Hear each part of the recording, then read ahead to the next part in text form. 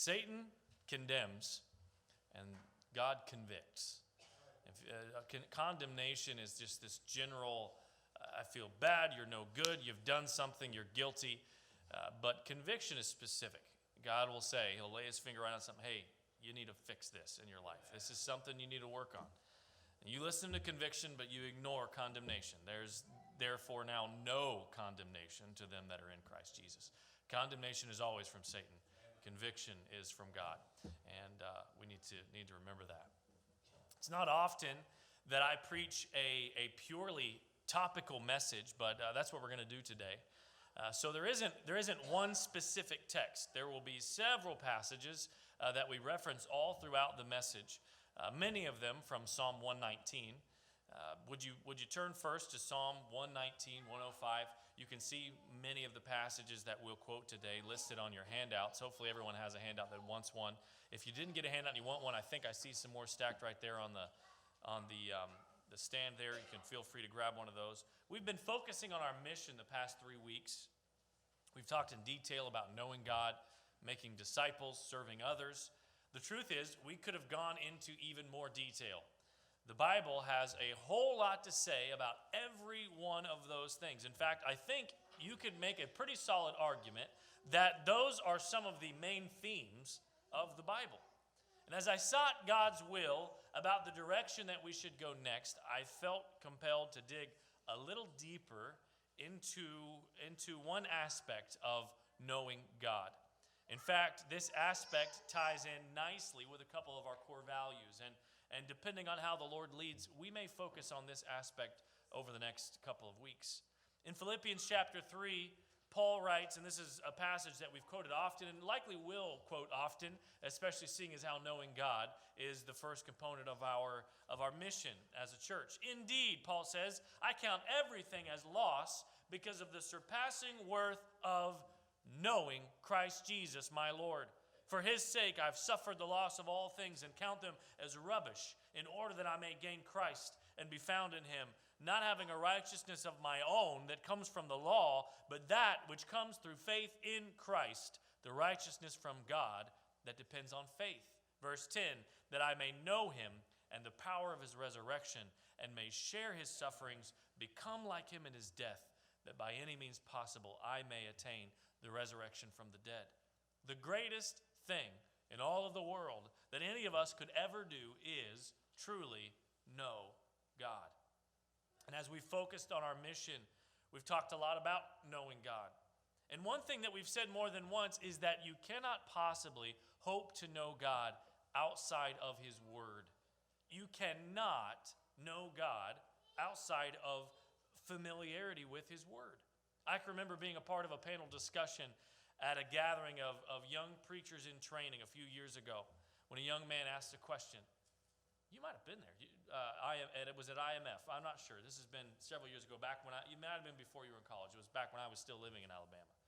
And a young man asked a question, and I can't remember exactly how his question was worded, but he mentioned how he had had a time, this beautiful time of worship, while sitting on a hillside, looking up at the stars and enjoying the beauty of God's creation.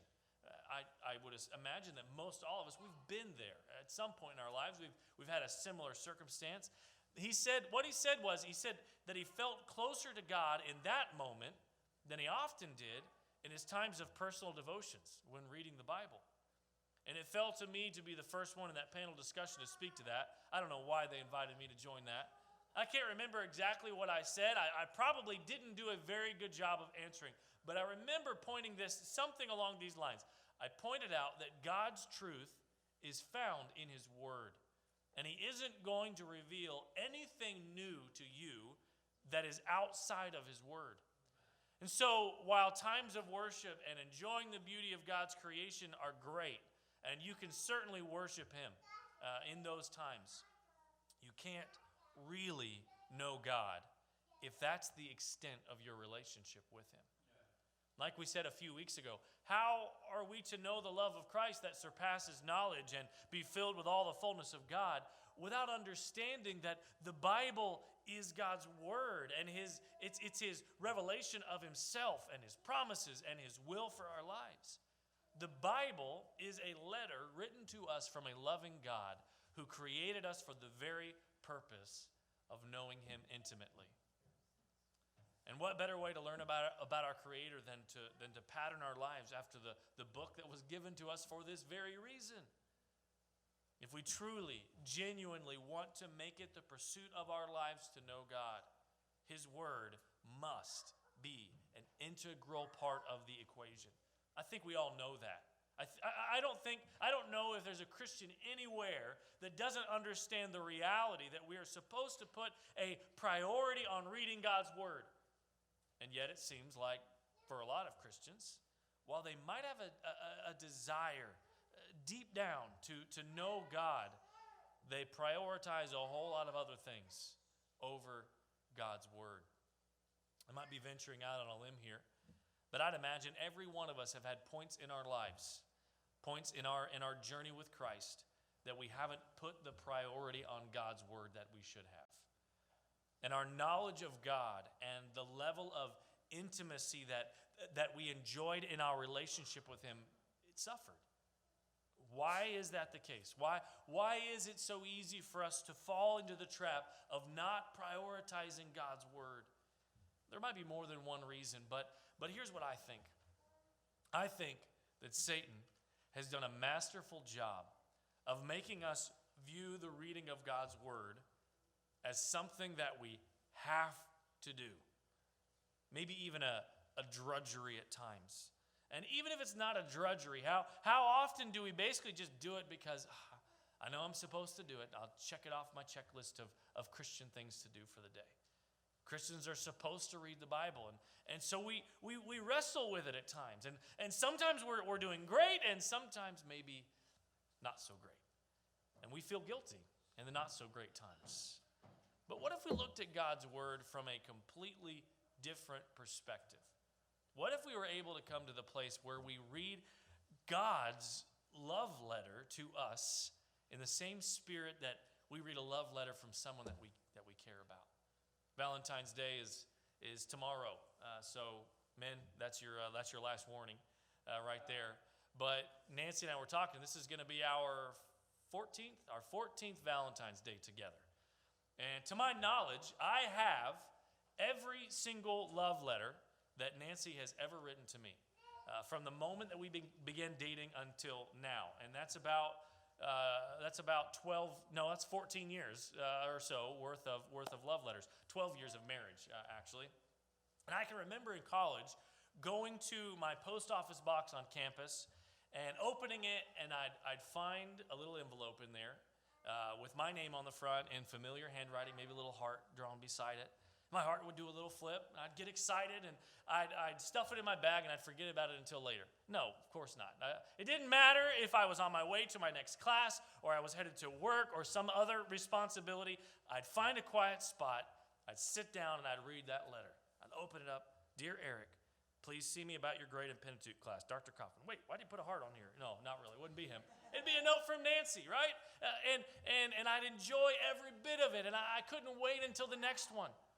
What if we read God's word like that? What if we understood that God gave us his word not as this burdensome requirement, but in a magnanimous act of love for us? As I pondered that question this week, I found 4 truths from God's word about God's word that just might help us to see it for what it really is.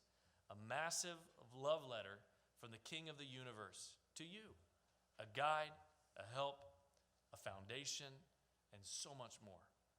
It doesn't matter where you're at or what you're dealing with. God has what you need through his word. Here's the first truth for this morning. When you're lost, God will direct you through his word. Psalm 119, 105 says, your word is a lamp to my feet and a light to my path. Have you ever had to walk somewhere in the dark? Lori was talking about being lost in the woods. We've all been lost at some point, but especially when you're in the dark. You've probably seen Ella's little shiner on her eye, on her cheek there from running into our doorknob in the dark. It isn't very easy to walk around to navigate in the dark, is it? When I go hunting, I always prefer to harvest my game in the morning as opposed to the evening because I don't want to have to wander around in the woods in the dark and track down a deer. I can remember a time hunting with a friend, and it was kind of a bucket list sort of hunt because I shot a buck who ran over this way and dropped in some tall grass, and then I shot a doe, and she ran completely the opposite direction all the way back into some woods over here behind me, way off to the right. And I shot them around last legal light, and so we had to do the work of tracking and dragging them out of the woods all in the dark.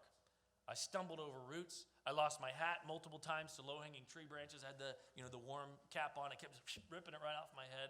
And all of these things. Somewhere along the way, I got this big locust thorn stabbed so deep in my knuckle that I couldn't bend my finger correctly for months. And turns out there's just a little bit of poison on the end of those locust thorns. It makes it hurt so bad. And I had a tough time of it. I couldn't see clearly. I needed a lamp to my feet and a light to my path. Compound that situation many more times, and you're almost to what it's like to try to walk through life in the dark. There are many people in the dark. They're completely enveloped in the darkness of their own sinful choices. Brother Ryan was talking a little bit about that. But not everyone is lost because of sin. What about Christians who feel lost from time to time? Maybe Christians who feel like they don't know the next step to take. Well, turn to God's Word. Because when you're lost, when you don't know what to do, God will direct you through His Word. The problem is, it doesn't always feel that simple, does it? I bet some of you right now, you're thinking, I know that sounds right, but how is God's Word going to tell me whether or not I should take that job or what I'm supposed to do in this completely impossible situation? You know, I had a flashlight on that hunting trip, but my hands were busy, so I couldn't hold it. And what would have been really nice is if I had a headlamp. But even if I had a headlamp to light the way in front of me, it wouldn't have illuminated the whole path, just a step or two at a time. That's the way that lamps work. It's like the guy who said, "He who carries a lantern on a dark road at night sees only one step ahead. When he takes that step, the lamp moves forward, and another step is made plain. He finally reaches his destination in safety without once walking in darkness. All the way is lighted, but only a single step at a time." This is the method of God's guidance. It's true. When you get saved, you know that you're on the way to heaven. That's your ultimate destination. But none of us know what the journey looks like from where we are to where we're headed. We don't know exactly what that looks like. It's not always an easy road. There's potential persecution. There's heartbreak and sacrifices and missteps and other dangers all along the path of life. And if we're not careful, we get pretty fatigued. We get tired of the journey. And we begin to worry, and we lose the peace and confidence that we ought to be walking with as Christians. It's like one of my favorite quotes from Experiencing God by Henry and Richard Blackaby. If you haven't read that little devotional, you ought to get it. Experiencing God by Henry and Richard Blackaby. This is the quote. It says something to this effect. If you ensure that you're in the center of God's will today, you'll be in the center of God's will tomorrow. I love that quote because it's just so simple. You just take things a step at a time, reading God's Word, trusting His promises, obeying His commands, understanding that doing those things is what gives you clear guidance. It isn't necessary to see beyond what God allows us to see. Oh, I know sometimes it feels like it. I can remember one time I heard a strange noise. We lived in the country in Kansas. We lived on about 9 acres, but surrounding that was a bunch more acreage that we didn't own, but there was animals and everything everywhere. I heard a noise, and I had heard reports of a couple of mountain lions being spotted in our area, and it sounded unlike any other wildlife I had heard on our property at that time. So I went out to check, and I had this little flashlight, and I so desperately wanted to see more than just 2 steps in front of me. And I heard that. It sounded like a woman's scream, which is like the sound that a mountain lion makes when it's growling. And I remember that's what I had heard, and I didn't hear anything. And I was looking, and I thought I heard it kind of come up from a tree. And I was trying desperately to shine it up at that tree, but I didn't want to go any closer. And sure enough, I heard that sound one more time, and I thought, you know what? I don't think I need to see. And I hightail it back into the house. But sometimes we come up on situations in life and God, okay, this time it's serious. I got to see more than these 2 steps ahead. That's not the way that a flashlight works. It's not the way it works. We look to God's word for guidance when we don't know what to do. You got to follow his leading. And if you do that, there is enough light to light each step of the way. God's word has the power to give you clear direction. Psalm 119:9 says, how could a young man keep his way pure? By guarding it according to your word. God's word just has a beautiful way of illuminating things that are unclear, of guarding you against going the wrong way if you follow what it says. I'm afraid we often don't know what to do. And instead of looking to God's word as a light to our feet and a lamp to our path, we wring our hands in frustration and worry. We go over here. We go to this person for advice. We complain to that person about our situation. And all the while, God's word is sitting right there on our shelf unopened. It can seem so much more tangible and maybe even a little bit clearer to get advice from someone, a person on the next direction you should take. There's nothing wrong with getting advice from other people. In fact, you should. You should. But the most important thing you should do is ask, does God's word speak to my situation? And if so, what does it say? Don't skip over God's word to get answers from man. John 6:63 says, it is the Spirit who gives life. The flesh is no help at all. The words that I have spoken to you are spirit and life. When people are no help at all, God's word is spirit and life. Thank God that when you are lost, he will direct you through his word. Here's another truth about God's word. Number 2, when you're insecure, God will establish you through his word. God's word provides incredible security. It is the everlasting word of God. Isaiah chapter 40 verse 8 says, the grass withers and the flowers fall, but the word of our God stands forever.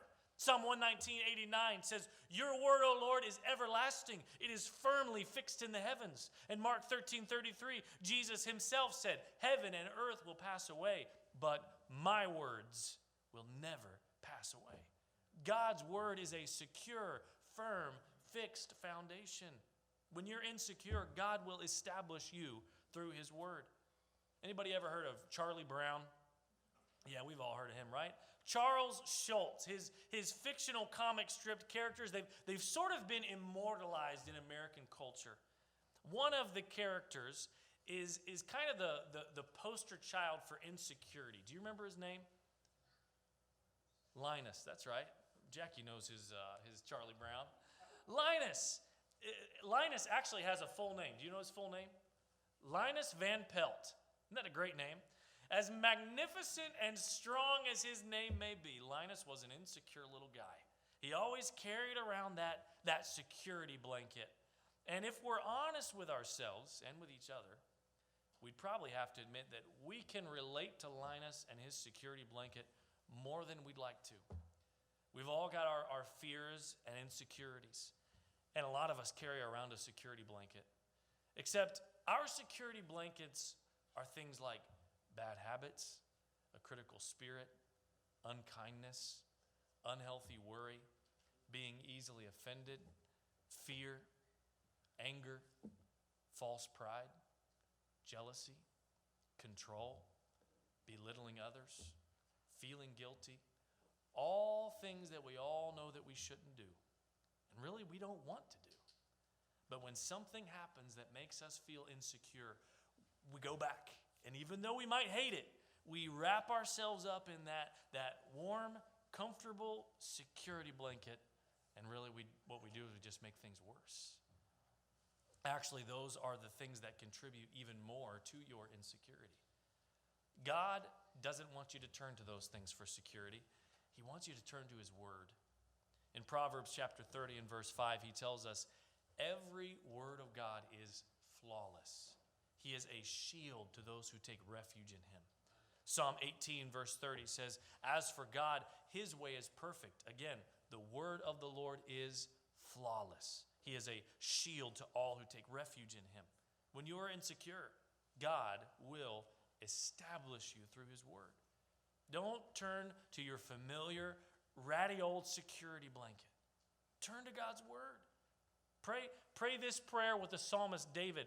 When I am afraid, I put my trust in you.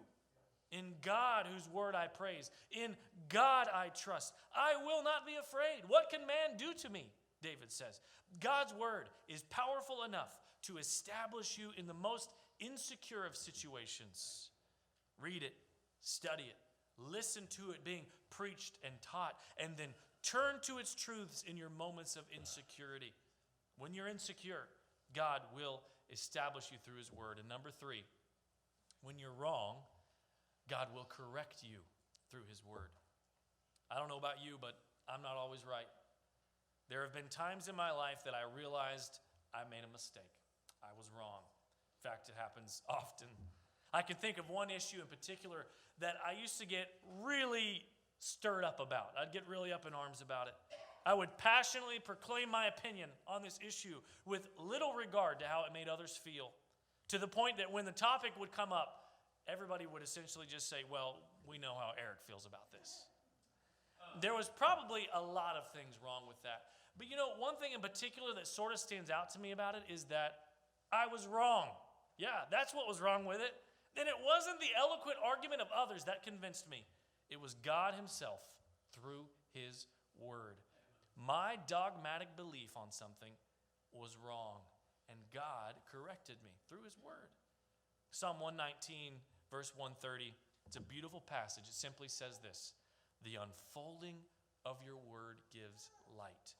It imparts understanding to the simple. Isn't that beautiful? The unfolding of your word gives light. It imparts understanding to the simple. Aren't you glad that God's word has the power to give light and impart understanding to the simple? I know I sure am. When you're wrong, God will correct you through his word. There was another time more recently that I was wrong, but I wasn't quite so dogmatic about it. I was unsure. I knew there was a chance that I was wrong, and so I specifically looked to God's word for correction. And God's word spoke specifically to my situation. I just had to study the passage carefully to clearly understand what God was saying to me. 2 Timothy 3:16 says, all scripture is God-breathed and is useful for instruction, for conviction, for correction, for training in righteousness. And in Hebrews chapter 4 and verse 12, we read, for the word of God is living and active, sharper than any double-edged sword. It pierces even to dividing soul and spirit, joints and marrow. It judges the thoughts and intentions of the heart. When you're wrong, God will correct you through his word. And I really love this last truth for today. Number 4, when you're hungry, God will feed you through his word. David loved God's word. He had an insatiable appetite for the word of God. Psalm 119, 103. And we're assuming, no one knows for sure who wrote Psalm 119, but a lot of scholars believe it may have been David. He said, how sweet are your words to my taste, sweeter than honey in my mouth. Is that how you feel about God's word? If I'm being honest, there are days where I'm not sure that's my attitude toward the Bible. You know, I have a sweet tooth. I love chocolate and cheesecake and caramel and candy and all sorts of desserts. I love it all. And I thought about what would happen if someone unexpectedly set a plate with a piece of cheesecake on it in front of me. I'd immediately get a little bit excited. I would be happy. My mouth would maybe start producing just a little bit more saliva in anticipation. I would do my best to keep it from dripping out the corner of my mouth. But I'd be ready to dig in. I'd want that. But what if somebody placed a plate of vegetables in front of me? Sure, they're good for me, but I'm not near as excited about eating vegetables as I am about eating something sweet.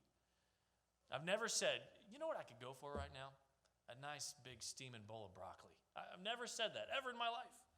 I think sometimes we view God's word a little bit like a plate of vegetables. We know it's good for us, and so we eat it because we know we need to. But we don't crave it like something sweet and savory. In Matthew 5, Jesus said, blessed are they that hunger and thirst for righteousness, for they will be filled. And in Matthew chapter 4 and verse 4, Jesus answered, it is written, man shall not live on bread alone, but on every word that comes from the mouth of God. If you understand that God's word is a massive love letter written to you by your Creator, and you read it with a sense of anticipation and a desire akin to how you'd read a love letter from someone else that you cared about, with a genuine hunger for His truth and guidance and direction, He will feed you. God delights to give good things to His children. What that means is that God is delighted when the supreme desire of His children is for Him, for His word, and that if you really hunger for those things, He'll give you all you want. In John 15:7, He says, if you remain in me, and my words remain in you, ask whatever you wish, and it'll be done for you. That sounds beautiful, doesn't it? Sounds like something I want, something I'm hungry for. But I don't hunger for it just because it's something I want. I hunger for the truth of God's word because it's absolutely essential to life. Proverbs chapter 4, verses 20 to 22 says, my son, pay attention to my words. Incline your ear to my sayings. Do not lose sight of them. Keep them within your heart, for they are life to those who find them and health to the whole body. You need God's word just to survive. But thank God, when you're hungry, God will feed you through His word. The Bible is one of God's most wonderful gifts to mankind. 2 Timothy 3:16 tells us it contains the very words of our Creator, breathed out on every page. From Genesis to Revelation, the Bible tells the story of a fallen humanity, and it reveals the depths to which God was willing to go to save His people from their sins. The Bible is so much more than just a book of instructions and commandments. It reveals the very character and nature of God. It's an expression of His love and His provision for us. When you're lost, God will direct you through His word. When you're insecure, God will establish you through His word. When you're wrong, God will correct you through His word. And when you're hungry, God will feed you through His word. God help us to be people of the word. Would you stand with me?